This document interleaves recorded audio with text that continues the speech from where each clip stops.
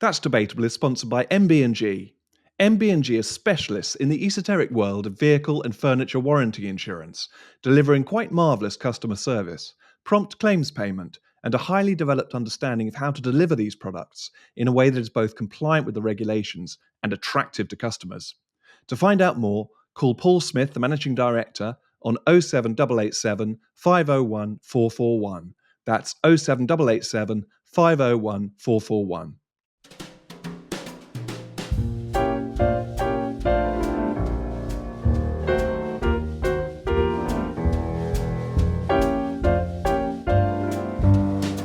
Hello and welcome to That's Debatable, the weekly news podcast of the Free Speech Union.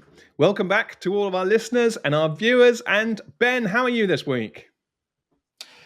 Good morning, comrades, or good afternoon, depending on when you're listening to this. I'm a bit tired. I stayed up for the election night, or rather, I went to bed after Sunderland and was up changing a nappy at 2:30 in the morning. Looked at Twitter briefly and then couldn't not continue to look at it. So I went downstairs and was watching the results come in and was just awake then for the rest of the day. So I'm just about recovered. That was 4 or 5 days ago now. Yeah, what a night. What a night. I used to do that in 1983 and 1987 with the big Thatcher elections at the time. Before your time, Ben, I don't think I've properly stayed up for an election since then. But I do think there's a beauty to democracy that you have. I was going to say President Sunak. You have the Prime Minister standing on the steps as Prime Minister, and he leaves Downing Street, and in comes Keir Starmer, and he's Prime Minister. It all happens, so quickly. Well, I think it's much better than having 2 months of faffing around, like the Americans do, and there is something satisfying when your side win about the sort of brutality of the whole transfer of power. I remember when Tony Blair left office, he was pulling along his own suitcase at the railway station, and it's those sorts of moments where it's very, very humbling. It's not like being an American president where you're still treated in many ways as being like you're still referred to as Mr. President. You still have a budget and a vast sort of security apparatus around you, and you get security briefings and all these sorts of things. You just go back to being Mr. Blair. And you're sofa surfing for a month, aren't you? You're looking for somewhere to live. Yeah. But we thought we would kick off today with the election, didn't we, Ben? Because obviously we did an episode of the podcast maybe 3 or 4 weeks ago while you were on paternity leave, and while we had Freddie Attenborough co-hosting the podcast on the various party manifestos, and we covered Conservative, Labour, Lib Dem, and also Reform. Now that we're through the other side and we know it's not unexpected that we have a Labour government, it makes a bit of sense to go through the free speech and the free expression elements of what this new government might do. And indeed, Toby put together a piece that was in the newsletter and that outlined and worked with Freddie to write this piece, what the new government might do and how that might impact on free speech. So we've got our notes in front of us, Ben, and there are 5 big issues relating to free expression that I pulled out from that article. Which one should we go for first of those sort of 5 big issues? Which would you put at the top of the list? These are the ones, of course, these are just the ones that we've imagined at this point on the 8th of July, 2024, a few days earlier when this piece came out. And so goodness knows what else we are actually going to be contending with over the course of the next parliament. I mean, the one, as you know, Tom, that concerns me most of all is this Islamophobia definition, taking the definition proposed by the all-party parliamentary group on British Muslims and somehow translating that into law, whether that's through the new Race Act that Labour's proposed or via some other mechanism. I think, as we've talked about extensively in previous episodes, that is the gravest threat to freedom of speech in the United Kingdom right now, or is about to be. There was this sort of chat on a sofa that Keir Starmer had with Sadiq Khan talking about the urgent need to clamp down on Islamophobia. And as listeners, I'm sure, will agree, this term is one that conflates two unrelated things. It conflates somebody going down a street and physically attacking a Muslim woman because she's a Muslim woman. And it conflates somebody like Richard Dawkins saying, I think all religion is a load of rubbish, and criticizing Muhammad and his teachings. Those two things are completely unrelated in substance. And yet the term Islamophobia captures both of them in this one concept, a concept that is explicitly designed to restrict freedom of speech. So that's my number one fear. Yeah, and Dawkins, Professor Dawkins, said that in the preface to the paper that Tim Dieppe wrote on this APP definition of Islamophobia. He makes the explicit point that this definition will indeed conflate race and religion, and the example you give is exactly the worry we have, that we still ought to be able to critique the tenets and the doctrines of any belief system, whether it's Mormonism, whether it's Christianity, whether it's Judaism, or whether it's Islam. And it is very worrying. And you've made the point as well, many, many times, that not only will we not be able to critique the sort of theological tenets of Islam, but also the historical facts around, well, to the extent that history has facts in it, which, of course, for a scientist may be a different kind of fact. But how did Islam spread? Was it by the sword, or was it not by the sword? Well, even saying that Islam originally spread in the 7th century by the sword may well fall foul of this APPG definition of Islamophobia. And these nuances, I suspect, with the level of 400 plus MPs, Labour MPs, in the chamber, the nuance really going to come through when it comes to the voting on this? No. And particularly when you've got the background of Israel, Gaza, when we've seen the scenes that we saw at the account, which Jess Phillips has spoken about in a very, I would say, obscurantist way, absolutely not wanting to engage with the particulars of why that particular group of men happened to be chanting about that particular topic in that particular place. When you've got that context, when you've got Wes Streeting having his majority absolutely slashed in the way that it was, when you've got these quote unquote independent Muslim MPs now elected to speak about Gaza, elected on that platform, I think Labour is going to view all of this entirely through the prism of keeping an important part of its electoral coalition on side. And it's a coalition, it's part of its coalition that really, for the first time in this election, has shown its power, its strength, and its numbers. And there's been analysis done over the weekend in which you can see the reductions in Labour vote share plotted against the percentage of Muslims within a constituency.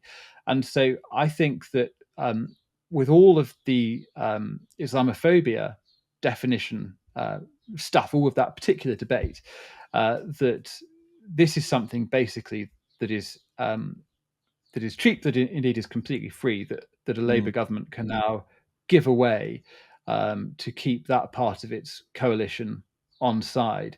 And I think the priority for Labour ministers, Labour members of Parliament, is absolutely not going to be protecting the rights of people to criticise Islam. It is entirely going to be focused, I'm afraid, on the ruthless electoral logic of trying to keep this group of people on side. And of course, within Muslim communities, as long-time listeners will know, my PhD was on ex-Muslims. There are all sorts of groups within Muslim communities in Britain who do not want to be stifled in this way, who do not want to be represented by unrepresentative community leaders, who do actually want to be treated as individual citizens with the human rights, freedom of expression that all of us should enjoy. But nonetheless, the power of Islamist forces within those communities is such that Labour is going to be looking at this in the way in which I've just described. And there's a very interesting question about the role of the House of Lords in this new government, this new regime. We do know that should the House of Lords raise concerns about any of the free speech or free expression issues, they will certainly get more of a hearing. And of course, the select committee process also ensures that these things get more properly scrutinized.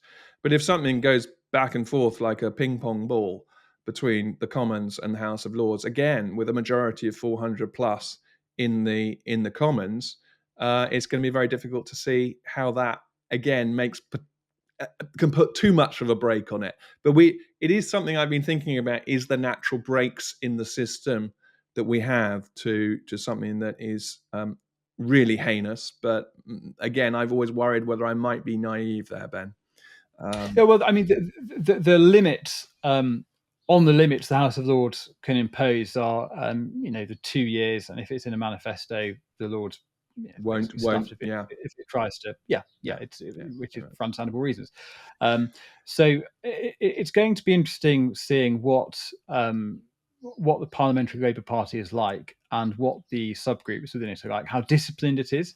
My gut feeling is that it's going to be a very well disciplined parliamentary party that is made up of people who've gone through a very tightly controlled candidate selection process. That's my understanding and anticipation.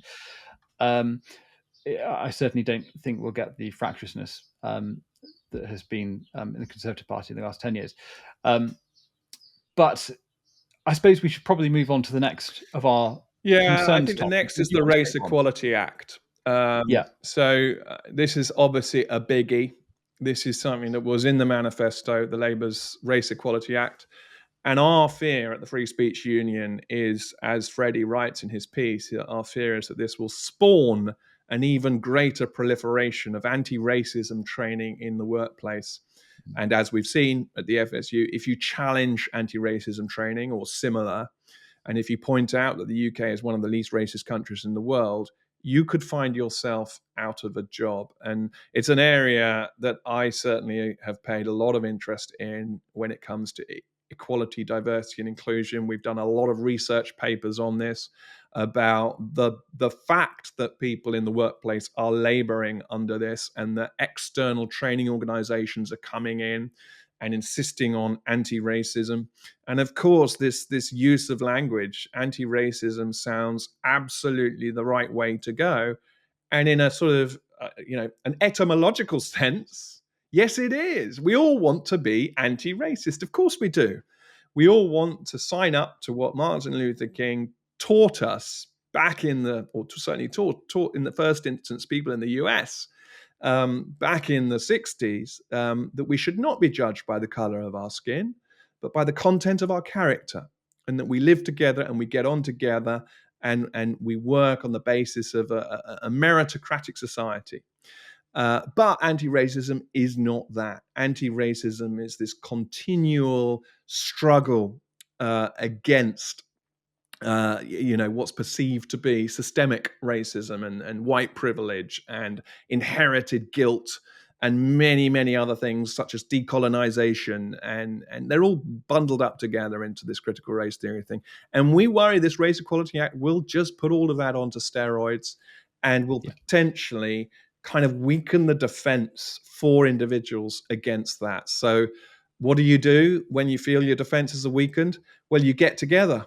You work in groups, and you come and you join the FSU, and we will defend people. We will fight, because I think we've proved our muster over 4 years, and we will continue to fight hard for people against this stuff, and to research it and to push back in whatever way we can.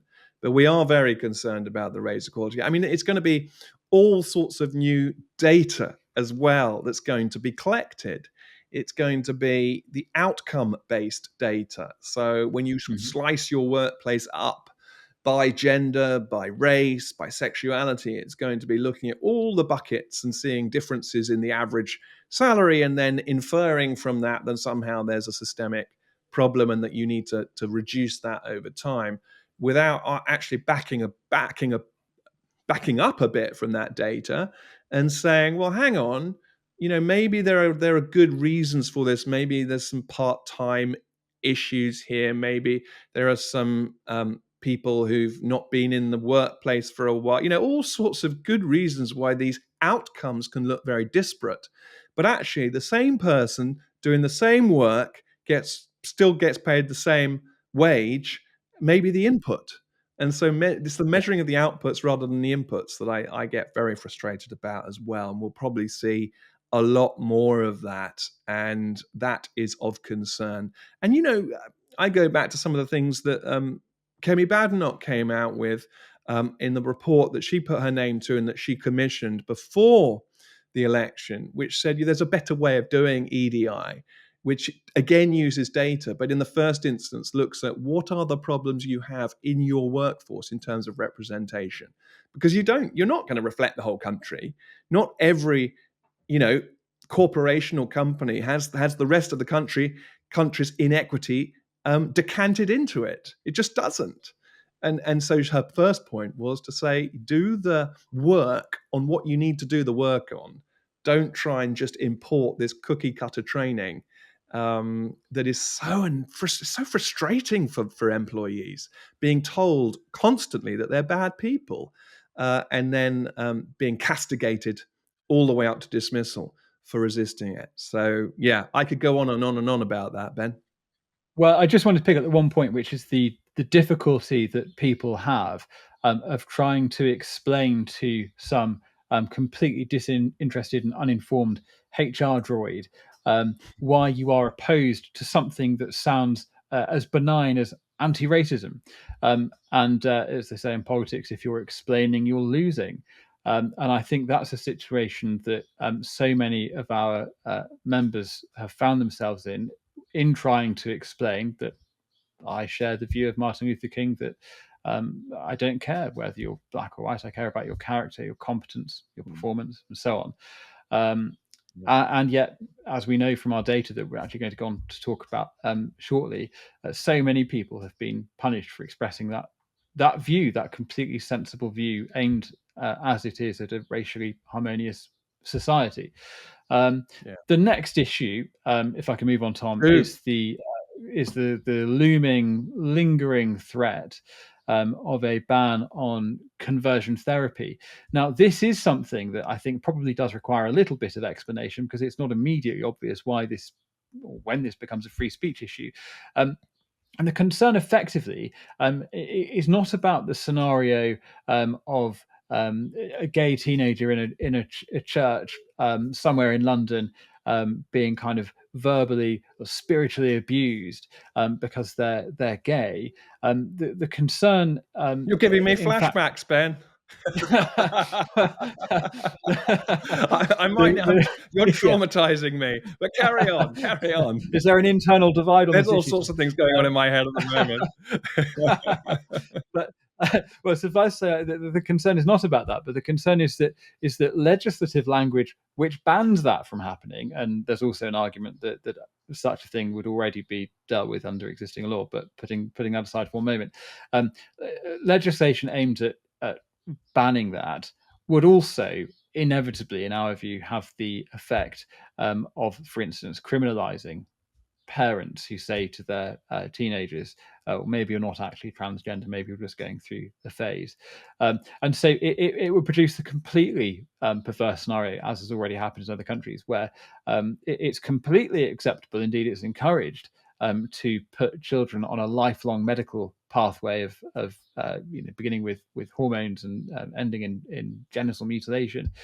That's a completely legitimate thing to do, or was pre-CAS. But trying to say to somebody that perhaps they ought not to do that would become a criminal offence. And so that is the threat that a conversion therapy ban poses. And this, of course, is something that we, I think, are right to fear from a Labour government. And the Hippocratic oath for medical professionals: first, do no harm. And I think that we have a lot of, psychotherapists, counselors, people who do the talking therapies of different kinds, who are already very, very twitchy, often quite frightened, actually, about pushing back on this and saying, well, hang on, before I push a child down a medical pathway, I would like to have a conversation. I would like to sit down and understand the context and the background. And that talking therapy is at risk here of being, like, as you Yeah. say, just as with parents, professionals too, that talking therapy is at risk of being classified as conversion therapy and to be outlawed. And it's a, yeah, going back to breaks in the system, it's a natural break in the system to say, take some time, let's sit down and talk. There are a lot of same-sex attracted people who are potentially going down this path. We know as well quite an out of proportion number of autistic children as well are at risk of going down this Yeah. path. It's just good Hippocratic oath implementation, I would say, to say, well, let's have a conversation and take some time before we go to the next stage. But professionals are already stepping back from that and frightened because that's seen as too much. And the law is our worry. So I'm sure we'll be going to our members again to raise this issue with MPs and the risks and the dangers that come with it. Shall we mention Hate Crime Act, Ben? Sorry, were you going to say something else? No, go on. Hate crime acts. We've got two more things left to We've talk got about, I two think, more haven't we? things to talk about. Obviously, the big topic of this year, from the 1st of April onwards, was the Hate Crime and Public Order Act in Scotland. And we talked about the hate monster, and we had a bunch of people signing up to the Free Speech Union in Scotland because of the concerns around that. All sorts of concerns, bad definitions, police resources being moved towards hate crime and away from traditional crime, the sort that actually harms people very profoundly if you're burgled or such like. And our concern is that people will look at that, or I say people, Keir Starmer will look at that, our Prime Minister will look at what's happened in Scotland and say, I might take some of that and put that into England and Wales. And we've already got oven-ready hate crime acts hate crime act in Northern Ireland. So it's not like this is at all beyond the realm of possibility. And it would be, we believe, it would be a real blow for free speech and free expression to have more hate speech, more hate crime on the statute books. Again, when we already have so much there, and also this constant battle to ensure that hate speech, like it or loathe it, and you can probably guess that we're mainly on the side of loathing it, should be at least linked to an underlying crime. And I'm really concerned that that there will be a decoupling of the speech element and the underlying crime, something that really does harm someone. And so it won't even be an aggravating factor. It will become a crime in its own right to speak. And I'm, and obviously we're not talking here about stirring up racial hatred or inciting violence that have been on the statute books for a goodly while, long time now, and quite right too. What we're worried about is this speaking and offending becoming a standalone crime. And that would be a big next step in that direction, I think, Ben. So we're rightly, I think, concerned about it. Yeah, and the broadening of, obviously, the broadening of those stirring up offences Yes. is something that we've been very concerned about fighting against in Scotland. The final point to note that on our radar, particularly, is the question, long-running question of press regulation and the threat of a compulsory state regulator of some kind, in which case we would be very, very strongly minded to pursue a legal challenge all the way. Hopefully that won't be necessary. Well, and it's the fifth and the last one on our list, Ben. But, if we are going to fight the first four and we're going to fight them in the public square, we're going to need a free press. We're going to need a press that says things the government doesn't like. We're going to need a press that other parts of the press don't like. And the concern there is absolutely that something like Leveson 2 is sort of waved through, and if you don't sign up to this regulator, then you're on the hook as a journalist or as a as a broadcasting operation. You're on the hook, or a media operation. You're on the hook for the costs of the of whatever lawyers or court cases or whatever happen. Even if you win, you're on the hook. under that regime. So we will fight that all the way. Because that's how we that's our cannon, that's our artillery, the press. So that's of great concern to us. And these are not sort of empty threats that we are making. This isn't just bluster from us about our ability to defend people and push back against overreaching censorious governments, because we do now have a vast amount of experience of doing this from the past 4 years and more since Toby set the Free Speech Union up. And that's what you want to talk about now, Tom, which is our kind of data analysis of what's getting people in trouble, where do people work, who's being cancelled the most often, which companies or organizations are doing most of the cancelling. So Tom, we're in your hands for this segment, I think. But can I put out one stat just before you get into it, which I'm really delighted by, is that we can now say that in more than 75% of our cases where we know what the outcome is, so that's a case where we've handled it all the way to the end, we get a favourable outcome for our member in the dispute, whatever dispute it is that they are engaged in, which we're delighted by. It's a great stat. It's a great stat. And this is why I missed the election, Ben. You were awake watching it. I was looking at the data, I was analysing it, I was doing pie charts. Tom's a massive nerd, basically. Yeah, basically, and that's fine. That's fine. So in terms of what's happened this quarter, the stat that really struck me, and I still don't quite believe it, and it really does link with what we've just said about the more than the manifesto, but what the new Labour government will potentially is at risk of doing. I still can't believe it, but where we're talking about workplace cases, so employees, and we're looking at the sort of sanction that employees are getting for expressing their free speech in the workplace. In our casework, when we're talking about a proper free speech case, so not a conduct or behaviour case, which is another category, nearly 1/4 of those cases lead to initial dismissal or loss of work, loss of a contract. Nearly 1/4. I thought that was an astonishing number.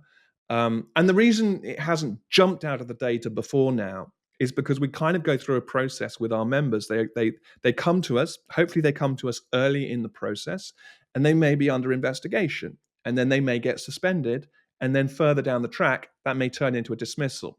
So in our data, we mark up each of the stages of a particular case.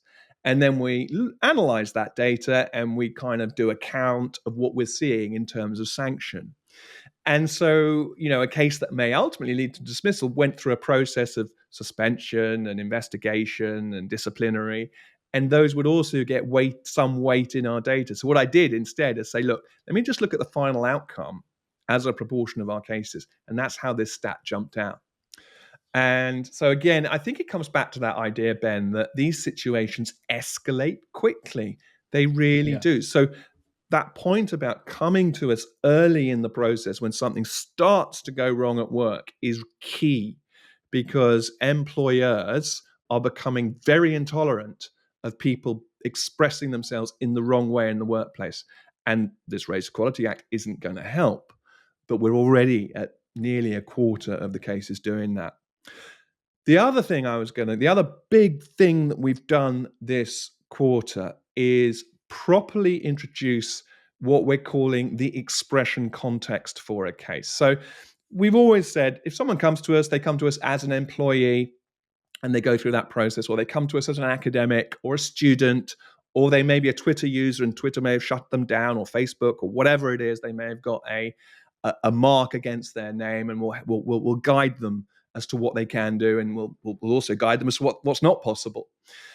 But what that doesn't quite capture is some of those employees get in trouble at work because they've used Twitter or Facebook, and someone's done some archaeology work, some offence archaeology work. And so we really wanted to capture better the context of what had originally happened in the speech and the free expression. So we've done that. We've pulled it out. And again, this is really surprising. We found that the largest category of cases is social media use, something that goes back to social media use, so 32%. And half of that is Twitter or X, and then Facebook's next, and then you've got Instagram and LinkedIn and all the others. 30%, so slightly less, is from the spoken word. So that would be in person. It might even be a speech or a performance, but it's the spoken word. So less than social media. So a sign of our times, I would say. Yeah. It's Yeah. Agreed. it's all social media. But the really interesting one is the third. So 20%, 1/5 of our cases relate to speech policies. And what do I mean by speech policy? And that was a question one of my colleagues asked me earlier on today. It's everything. So it's whenever an institution or an organization introduces a policy such as indoctrination, decolonization, for example, in an organization, or having to sign up before you get the job to what you've done for equality, diversity, and inclusion. Or it could be a new trans policy in an NHS trust, which essentially compels your speech. Or it could be a pronoun policy or in your email signature. Or it could be training on anti-racism that we talked about already. So any one of these multiple things that are happening in the workplace, or not just the workplace, in organizations, clubs, societies, charities, political parties, all of the above, we're categorizing as speech policies. So the speech may not have happened yet, but even questioning the framework around which speech might be allowed to happen can get people into direct trouble, or get people quite rightly very frustrated and get them self-censoring and saying, do I really need to self-censor like that? And they come to us and raise this with us. And that's 1/5 of our cases, Ben.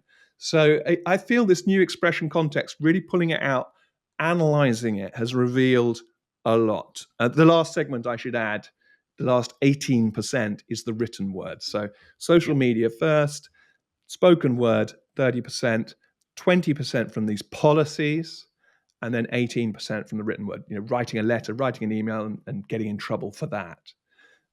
So those are the things that jumped out at me this quarter, Ben. The other fact I wanted to highlight was that our number of cases has gone up to 2,700. So in other words, we've been involved in 2,700 episodes of cancel culture of some kind since we were founded just over 4 years ago.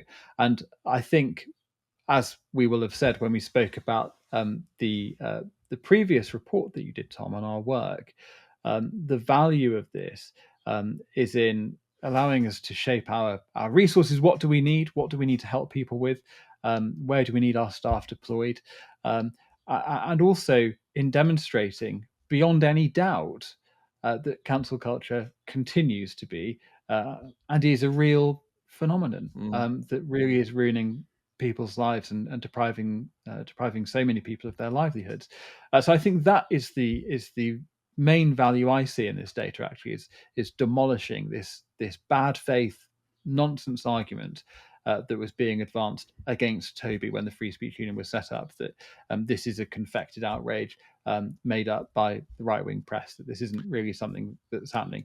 And I think case by case, that argument has been buried. Yeah, I totally agree with that, Ben. And one last thought. We looked at, following the Scotland Hate Crime Act, we obviously went back and looked in our data and said, well, how do our cases split around the United Kingdom and beyond? Because we do have some people approach us from beyond the UK, and that is why we then think about and actually do set up free speech unions outside the UK, or at least a network of people that we can refer people onto. And we thought, how does it actually split? So 8% of our cases relate to Scotland, but 87.5% relate to England and Wales.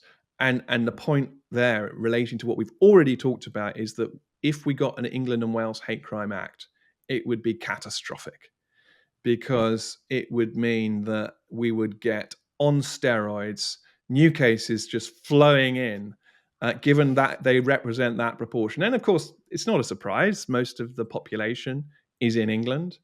But it would open the floodgates for an absolute crackdown on free expression. And I suspect we'd need to double in size in terms of the case team. But yeah, that would be a catastrophic moment, I think, for us. So that was another thing I think that jumped out to us this quarter. But you're much better at me, Ben, at focusing on the headline items. The trouble is, I get into all the detail. And you're a maths person. I am. Yeah. Well, it's worth saying. Obviously, we've spoken about what we are anticipating from a Labour government. It's worth saying that we have been planning for this for some time, and so we have expanded our case team recently, and we've taken on new staff, and who are already heavily engaged in defending our members. So we do have the backing to, as I said, these are not idle threats. This is not just bluster from us. We really will absolutely, fight flat out to defend freedom of speech for our members, and to protect it, such as it is. There's one thing that we do want to talk about, Tom, actually, which is a nice victory of ours that colleagues have won recently, which is a case of a pub. And there have actually been quite a few incidents like this, some in the public domain, some not. And this is a story that rhymes with those other cases that listeners may have read about. So it's a pub in Newcastle, the Cumberland Arms, and they said to one of their patrons that you will no longer be allowed entry within the pub's boundaries, because the patron in question was a parliamentary candidate representing the Party of Women, and the customer, Liz, was wearing a hoodie that read Women's Declaration International, and clearly promoting women's sex-based rights. And so she was barred from this pub for this. There's a very similar case in Northern Ireland that's in the public domain. There's a crowdfunder ongoing for that at the moment. And so our colleagues wrote to the pub and pointed out that, in fact, gender critical beliefs are indeed protected under the Equality Act. And what did the pub do, Tom? The pub wrote back and agreed. Well, I'm not sure they agreed. They wrote back and they said, I can now advise you that my client has written to Miss Panton to advise her that it has reversed its decision to bar her from the Cumberland Arms. So there was a wake up. It was a wake up call for the pub that actually, exactly as you say, gender critical beliefs are protected. But the element I found chilling in this is that she was also a prospective parliamentary candidate. And we made this point in our letter, which is that any subsequent court proceedings, the court would be required to have regard to her rights under the European Convention of Human Rights enshrined in the Human Rights Act 1998, in particular her right to freedom of thought, freedom of expression, freedom of association, and the prohibition on discrimination of grounds of political or other opinion. And it is something we saw with that, during the election campaign.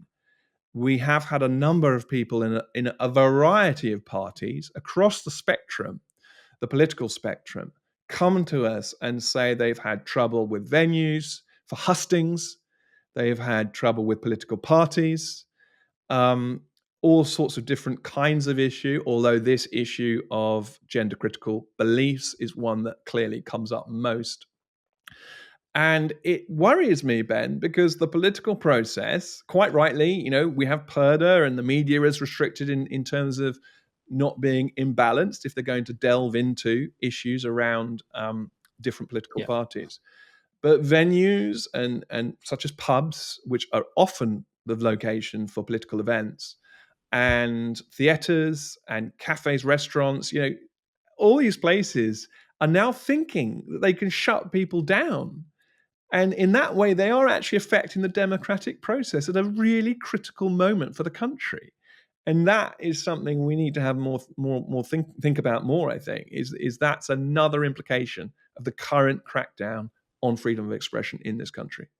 Well, I think I was about to say so many people, but it's not so many people.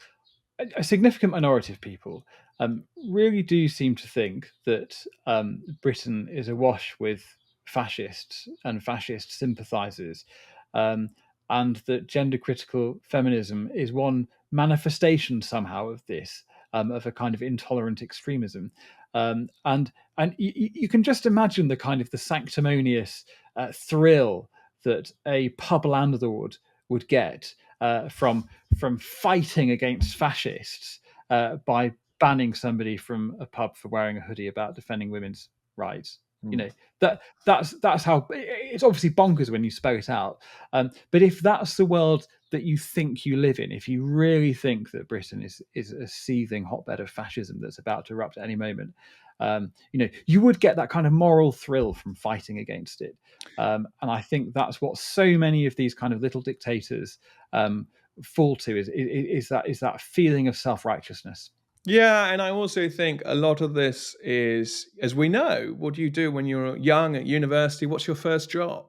First job is go to a bar, go to a pub, pick up a bit of work there, and a lot of these folks are youngsters, students. The people who often raise the initial complaint or are worried by a T-shirt, and they've never come across outside the TikTok world that people have this variety of views, and of course, a variety of Yeah. views is what a pub is all about. Just a couple of weeks ago, I went down to the local here, which I love, and there's a lovely pub, and they have a wall of pictures of the dogs of the locals that are all the sort of local heroes of the pub. You know, the dogs are right up at the front of the of what the pub sells itself on. But yeah, I was talking to a scaffolder, and that scaffolder had completely, I suppose, outrageous views in sort of class terms, and yet I wouldn't have bumped into that scaffolder, anywhere other than in a British pub. We rub shoulders with different classes. Middle class people meet working class people. Scaffolders meet people who work at the Free Speech Union. It's just what a pub is for, and in so doing, you come across views. You think, well, okay, you've had a few, whatever. And of course, none of this is at all equivalent to having too many, getting violent, and when you're quite rightly pushed out, or harassing someone, or intimidating someone physically, or however, or even verbally intimidating someone. That's a completely different thing. That's behavior. That's conduct. This is just rubbing along with people in your local pub. And if we lose My the pub, we lose so much. my local, when I was a student down in Exeter, an excellent pub called the Bowling Green. It had a massive stack of board games, and so you could go there for your Sunday roast, and then spend a sort of lazy Sunday afternoon playing board games instead of doing any actual work. I'm just thinking now, in hindsight, back in 2012, when this was going on, it was absolutely fine. But my friends and I would quite often play a game of Risk, a very drunken game of Risk after a roast dinner, sat in this pub. And I can only imagine what the manager of the Cumberland Arms would have thought of this naked imperialism as we all set out to conquer Africa and Asia. I expect we would have been barred as well. Well, you started it. You invaded Poland. I think I might have done, actually. I think you might have invaded Poland. Yeah. You want to start with Australasia. That's the key. Yeah. I apologise to Polish listeners. Oh dear, no, that's a whole discussion in itself. I think the importance of the public house in our society, in English society, particularly. Long may it continue. I think that's probably all we have time for, isn't it, Ben? Yeah, I think so. I think so. So on that note, I think we should wish our listeners a very good week full of free expression. Yes. Goodbye, comrades, and good luck.